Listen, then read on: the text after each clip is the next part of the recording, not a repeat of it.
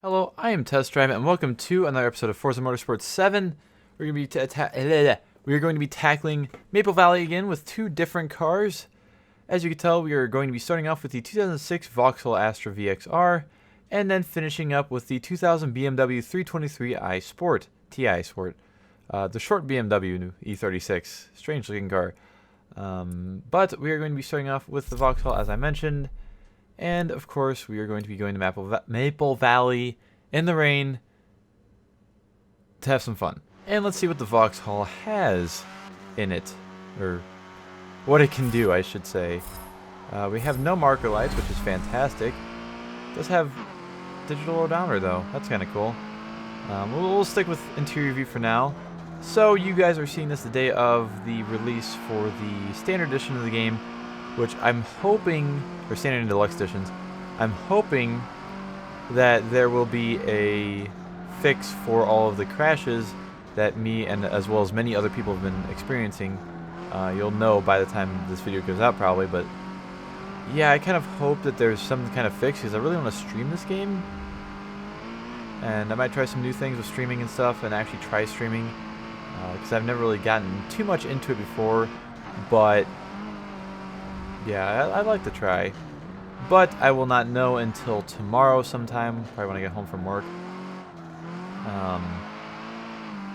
And we'll see then. But for now, I can at least load a few laps of Maple Valley for a few cars. Because I've been having... oh, God. I'm having the problem of crashing in races, between races, in the menu sometimes. Sometimes it doesn't even make it to the menus. It crashes after I hit A to start the game or whatever, after it loads all the intro and whatnot. So I'm hoping there's some kind of fix for it, as well as maybe even the really laggy car selection screen that you've seen in these videos, most likely, as well as other people's videos. I've noticed that other people still do have the problem of laggy car selection as well. So hopefully they fix that. And who knows what else they're going to do. They're probably add like more multiplayer stuff. I can't play multiplayer because my shit's broken. The program that Forza games use to play online, that's supposed to be installed on your computer, for some reason is not installed on my computer. I can't find it anywhere. I can't figure out how to install it on my computer. So I'm kind of SOL for online stuff at the moment. I've been trying to fix it, like, as in trying, I mean, every now and then I look something up for it. Whenever somebody I know is doing an open lobby, pretty much. And so far I have had no luck whatsoever. So it kind of sucks, but whatever. I'm not usually one to play multiplayer anyways, because honestly I hadn't even remembered that multiplayer was broken for me for the last 3 or 4, 5, 6, 7 months. Don't remember exactly when it broke, but it did break a long time ago. But hopefully I can fix that somehow. I might have to actually reinstall Windows, which is gonna suck if I have to. And yeah, hey, training. This car's been decent so far, I have to say. I don't know what my last lap time was. I can look. 156.977. We may actually be able to beat the 240SX. Even though this car is like 50 PI lower. And of course, I did actually manage to get the #1 time on the leaderboard after I did the previous episode with the 240SX and the RX-7. But sadly, I was talking about it and some dingus named Mr. OHD had to go and beat it. So I no longer have the high score on Maple Valley. I think I'm still second. I don't know. I haven't checked in a while. I haven't checked in 2 days, I think. I may have been beaten by now by other people. He may have been beaten by other people. But yeah, I can say I did have #1 spot on the leaderboard for 2 hours, I think? Something like that. Oh well. I'm gonna go exterior view. Oh, god damn it. I'm gonna go exterior view because why not? And I got one, I think it was a 149 I got with the 240SX. This car's a strange exhaust. Like, you wouldn't expect a hot hatch from the factory to have a center exit exhaust, but it does. It's kind of strange. Oh, my third lap is dirty. Oh well. Looks like I'm not getting a leaderboard score. Well, a good leaderboard score. Sadly. It's got a decent amount of understeer. Oh, another thing. I actually tried this game with my wheel, my Fanatec GT2. I could have done with the G920, but I didn't feel like hooking it up and not having an 8-shifter. So I tried it with my... I just realized. Alright, we now have a speedometer and tachometer. That's nice to have on exterior view. So I tried my wheel. The thing I was having a problem with was force feedback. It's not that it was bad or anything. It's just that for some reason it didn't exist for me at all. So I don't know what I did. And if I restart the game a bunch of times, like every now and then it would actually have force feedback, but as soon as I would try and turn the wheel itself would restart and it wouldn't have force feedback afterwards. At all. Like everything else worked fine. The steering, the shifting, everything worked fine. It was just the fact that it didn't have force feedback. So it was kind of unplayable for me. So hopefully either I'm stupid and I find a fix for my stupidity, or it's a Forza problem and they fix it in tomorrow's patch.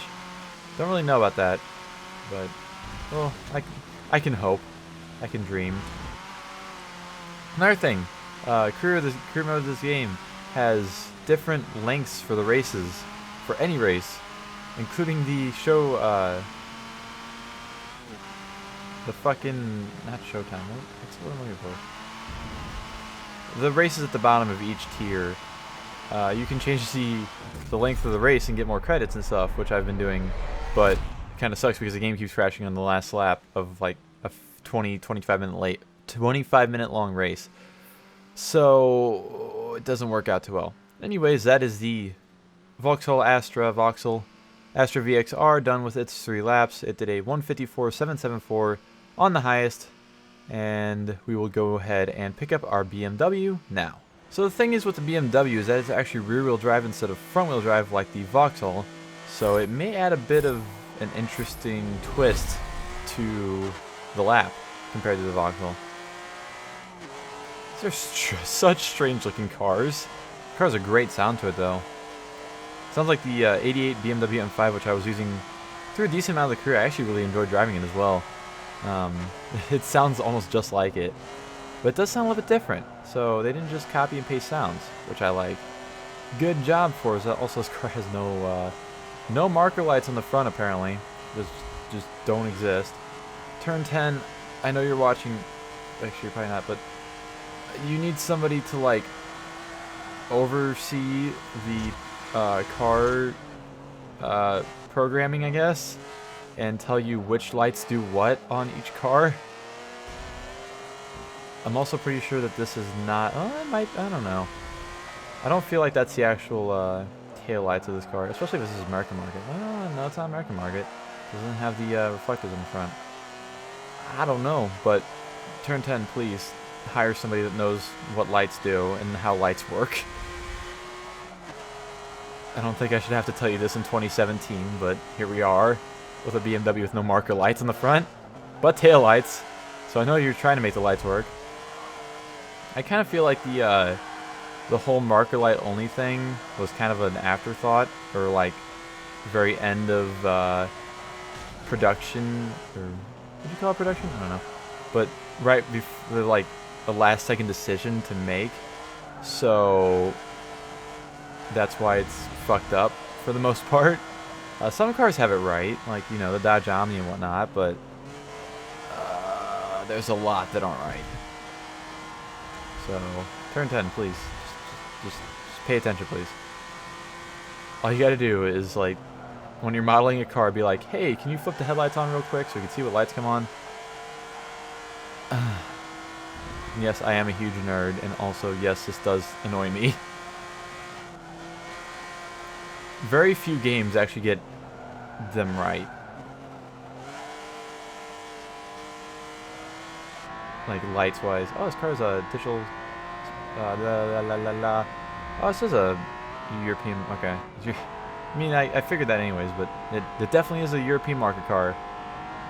I've driven 6.2 kilometers. I kind of want to drive it now in, like, a super long race series in the career, so I can watch the odometer go up.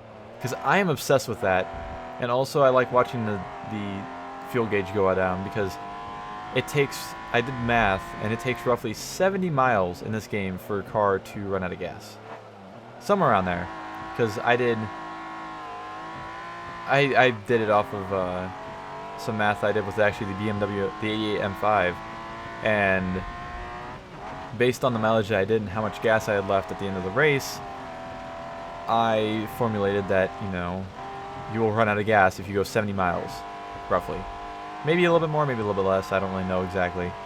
I haven't really tested the actual full tank, but yeah, that's my my scientific theory for today.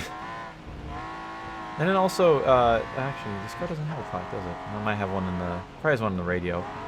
But the in-car clock is actually synced with the real time of where you're at, or like whatever your PC is set to, which is pretty cool. I thought it was related to the track, like the temperature is, but it's not. Ooh, 154, 946. I think I got 154.7 with the Vauxhall. Please, Beamer. I think the Vauxhall might win this one. Vauxhall. Also, I'm pretty sure in cars like this, the odometer doesn't show the zeros if there's, you know. Also, this thing also have 5-digit? No, that's not correct. It should have a 6-digit fucking odometer. Also, it stopped raining very quickly. Like, it didn't even make any puddles. That's kind of silly. But anyways, yeah, stuff. Inconsistencies, I call them. I feel like a lot of stuff in this game was actually kind of afterthought, though, or like, yeah, late thoughts. Because, like, some cars have fully opening, like, interior, like, the doors open, the hood opens, the trunk opens, whatever. Some of them, all of that opens. Some of them only the doors open, some of them only the doors and the trunk open, some of them only the doors and the hood open. I feel like, I don't know. You can tell which cars they modeled new, though, because all the Forza 4 cars, or all the cars from Forza 4 that weren't in Forza 5 or 6, so they wouldn't have had Auto Vista or Horizon 2 or 3. All of those are like fully opening, fully detailed, and all that. So you can definitely tell they were modeled new, which I think is pretty cool, because, you know, it's nice that they did that instead of just being like, okay, let's up the polys a little bit and then fucking call it good on the Volkswagen Touareg. You know, I don't want to see that. And I did not win. BMW was slower than the Vauxhall. Huh. It's kind of interesting. It's a good thing to know, though, for the career. Although I think I'd rather drive the BMW through the career than the Vauxhall. I don't know why. I think I like the BMW more.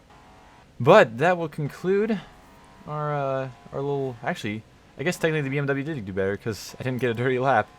I'm number 1 in the Americas on the leaderboard.